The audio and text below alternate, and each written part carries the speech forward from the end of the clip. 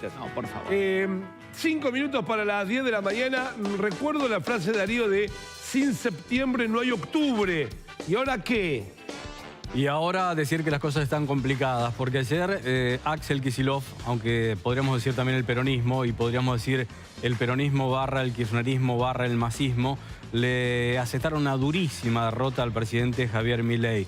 13 puntos y medio de diferencia, más de 1.120.000 votos a favor del Frente Patria, por sobre la Libertad Avanza, y un gobierno absolutamente desconcertado. Recordamos que estuvo hablando en el cierre de campaña el presidente Milei sobre un empate técnico. Vos, Nacho, me preguntaste, ¿es verdad que hay un empate técnico? Yo dije contundentemente que no.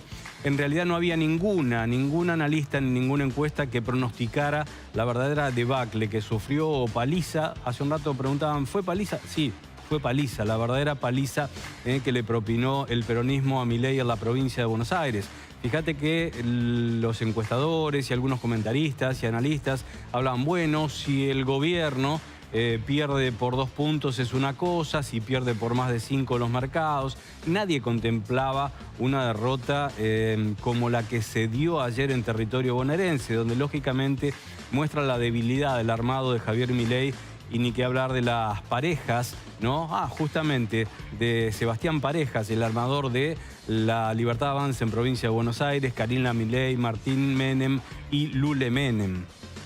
El gobierno ha quedado patas para arriba porque los resultados no son buenos, porque no fueron buenos, porque han reavivado las internas en el marco de un gobierno que está ahora reunido en la Casa Rosada, en el marco de una sesión de gabinete, porque la gran expectativa también está dada en lo que van a ser las aperturas o la apertura de los mercados, teniendo en cuenta que ya en los Estados Unidos ha habido verdaderas debacles en acciones como por ejemplo el Galicia, 16%, el Superville, 13%, y todas así, de 10 han bajado para arriba las cotizaciones. Pero el problema aquí en la República Argentina para Javier Milei es estrictamente político y también económico. ¿Por qué político? Porque faltan 34 días hábiles para las elecciones del 26 de octubre, donde sí se va a jugar una gran parada, que serán las elecciones nacionales para elegir, entre otras cosas, diputados nacionales y senadores nacionales. Allí vemos los resultados de las elecciones, habiéndose ejecutado el 98,96% de las mesas, es decir, prácticamente todo. Fuerza Patria, 47,28%, La Libertad Avanza, 33,71%. Somos Buenos Aires, este armado que... se dio casi de repente a través del impulso de 5 o 6 gobernadores para competir en provincia de Buenos Aires, que arrebató un 5,26% y le permitió conseguir legisladores para la legislatura bonaerense, el Frente de Izquierda, 4,37%, y este es el mapa que ha pintado a la provincia de Buenos Aires prácticamente de color celeste, cuando en las elecciones presidenciales era totalmente violeta. Hay que comprender el significado de elecciones ejecutivas, de elecciones de medio término y en este caso, por primera vez en la historia, un desdoblamiento en provincia de Buenos Aires que fue pergeñado nada más ni nada menos que por Axel Kicillof. No hubo, más que Kicillof y Carlos Libianco, su jefe de gabinete, otras cabezas que apostaran a lo que tenía que ver con el desdoblamiento. ¿Y por qué tomó esta determinación Axel Kicillof? Porque había hablado, había recorrido el territorio y todos los intendentes del peronismo le pedían que desdoblara para evitar la nacionalización que se va a dar en octubre y que evidentemente los podría haber arrasado en el marco de una ola violeta.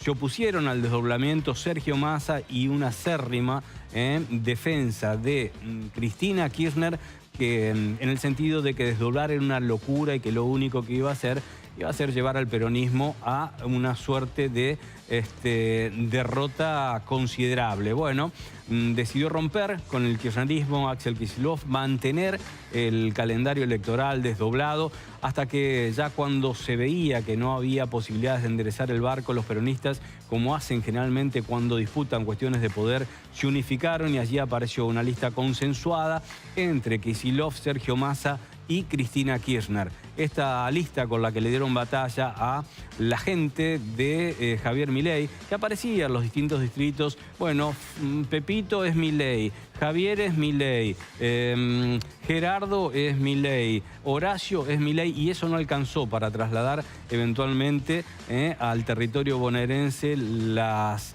aspiraciones de la Casa Rosada, tal vez porque el que está fallando o el que no sintonizó con la gente en los últimos tiempos sin percibirlo, sin mirar para dónde iba el viento, fue el propio Javier Milei y su hermana Karina. Una especie de gobierno, no solo en el armado, sino una especie de gobierno con doble comando, donde Milei dice: yo me encargo de la gestión, Karina de la política. Bueno, tendrá que empezar a preocuparse por hacer política Javier Milei, porque el resultado lo deja malherido de cara a las elecciones que se vienen, donde necesita el gobierno justamente tener bueno, un buen resultado para conseguir muchas bancas en el Congreso y de esa manera seguir con sus tiempos de gestión. Vamos a ver qué es lo que decía justamente Javier Milei ayer cuando se trasladó hasta Gonet para hacer un breve discurso, y vamos a apuntalar también quiénes estaban arriba del escenario, quiénes faltaron y cómo va a seguir la historia. Pero así hablaba Javier Milei ayer por la noche, ya con la suerte echada, por lo menos en el recuento provisorio de los votos.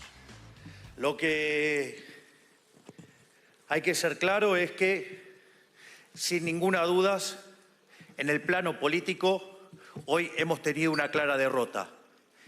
Y si alguien quiere empezar a reconstruir y salir adelante, lo primero que hay que aceptar son los resultados. Y hoy los resultados no han sido positivos y hemos tenido un revés electoral y hay que aceptarlo.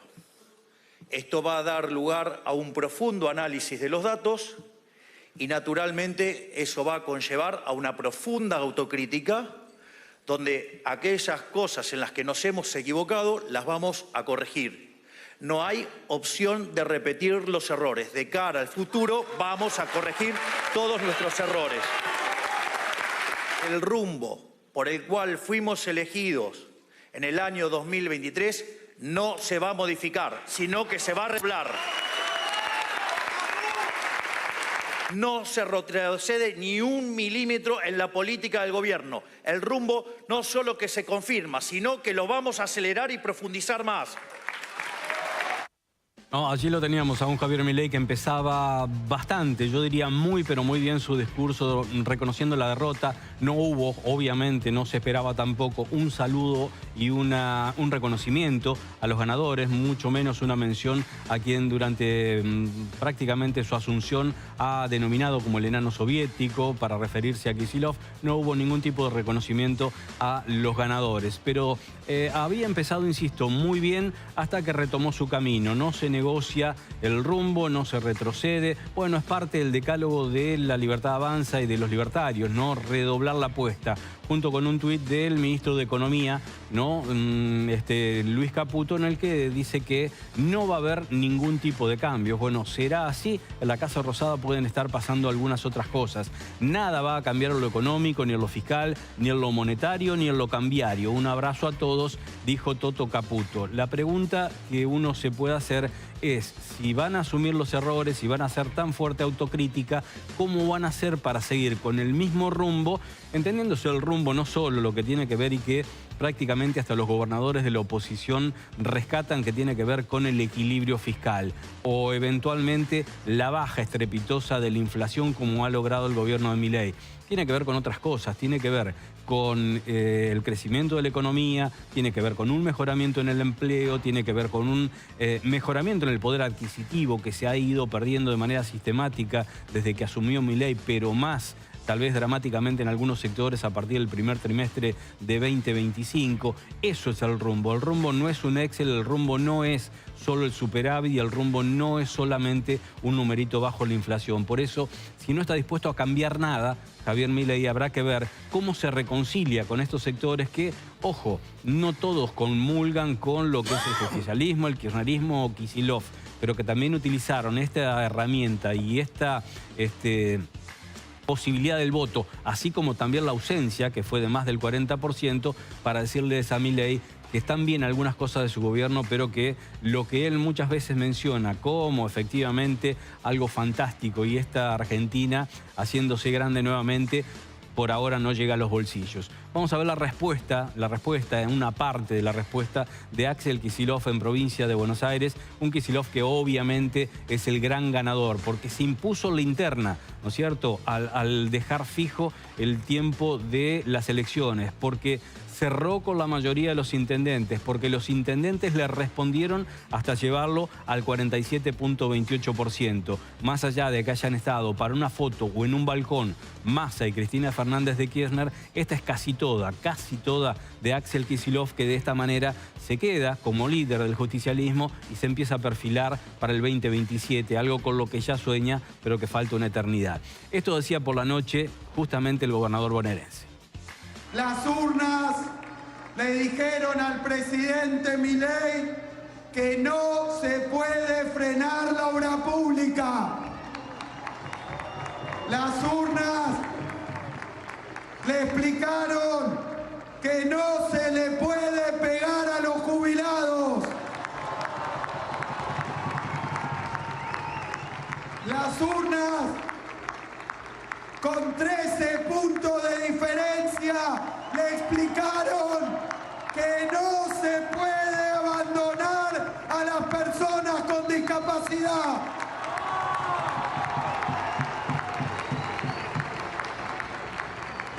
Las urnas, Milei, gritaron que no se puede desfinanciar ni la salud, ni la educación, ni la universidad, ni la ciencia, ni la cultura en la Argentina. Bueno, cuestiones que lógicamente ha dejado marcado a fuego este gobierno. También aparecieron mandatarios provinciales a instar a corregir algunos errores de la administración. Ahora lo que se debate, Javier Milei, seguramente será en si sigue confiando en su hermana, Karina Milei, no como la mujer que maneja un montón de cuestiones vinculadas con la Libertad Avanza, sino también lo que tendrá que evaluar y de alguna manera definir si sigue siendo Karina Milei, eventualmente los Menem, tanto Lule como Martín Menem, los armadores. Allí vemos a Axel Kicillof saludándose con Sergio Massa, y si ustedes ven la mano derecha de Sergio Massa, formando, da la sensación que también Kicillof, el número 3, justamente el número que en los audios filtrados de Españuelo se hablaba de lo que significaba la coima para Karina Milei en el manejo de los laboratorios y en el manejo de los remedios justamente para la agencia en discapacidad.